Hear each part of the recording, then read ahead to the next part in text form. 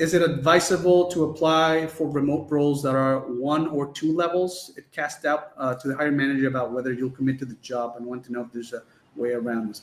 Oh, 1 or 2 levels below your last role. No, so this is, no, it's not a good idea to do that. So this is, it is suspicious. So don't, so the 2 things that make you look, so one of the 2 or 2 things that make you look suspicious is applying to roles that are lower than what you have on your resume, and conversely, accepting way lower pay than what you already make, right? So it is suspicious.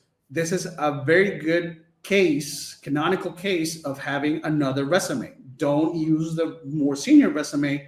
Try to create a more junior version of your resume where it doesn't clash. It doesn't look weird that you are applying, like that you're applying to a lower paid position. I personally think it's kind of stupid for employers to be this petty and this entitled, to be this picky. Like it's like, what, they don't know your personal circumstances, like why somebody would do that, willing to do that. They shouldn't really care, but they do make a big fuss about it. It's suspicious. So don't do it. This is a very good case of when it makes sense, because it's something that, again, it's kind of like you're cluttering your resume in a sense, right? Like if you are applying for a more junior position, or for, 2 or 1, like you said, 1 or 2 levels below what your last role, it's kind of like you're cluttering your resume. Like it's all that more senior stuff. It's irrelevant. It distracts. It makes it look weird.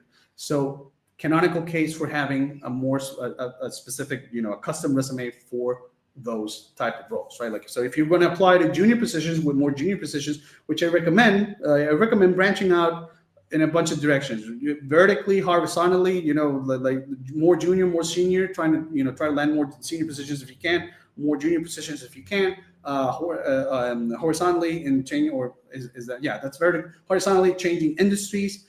You got to start thinking of employers as clients. Like you got to stop thinking in the single employment model where you just like, you have this reciprocal relation with this entity that's going to take care of you, and they're like the sole provider for your family. Employers don't honor that. Like you're a number, right? So treat them like a number. Oh, you're just a client of me.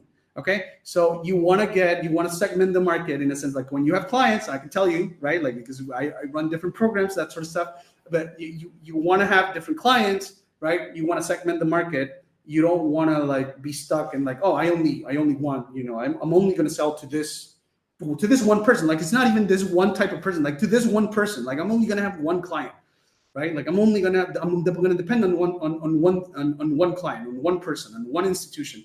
You don't want that. You got to start thinking of employment or your employers as clients. You're like an agency. You yourself are like a one-man agency that can provide services to multiple clients in the different areas of expertise that you have. And so you can provide expertise, just like, for instance, your cell phone carrier provider, they have different plans, right? Like they have really expensive plans for those that can afford it, and cheaper plans for those that, that can only pay that. You can think of that. You can think of employment in a similar way. It's like you have multiple clients, and so you have clients that are willing to pay you more, more senior position, whatever, and you have other clients that maybe they're not looking for that particular type of services, but you can still offer it, right? Because if you can offer the more senior services, you can offer the lower ones as well.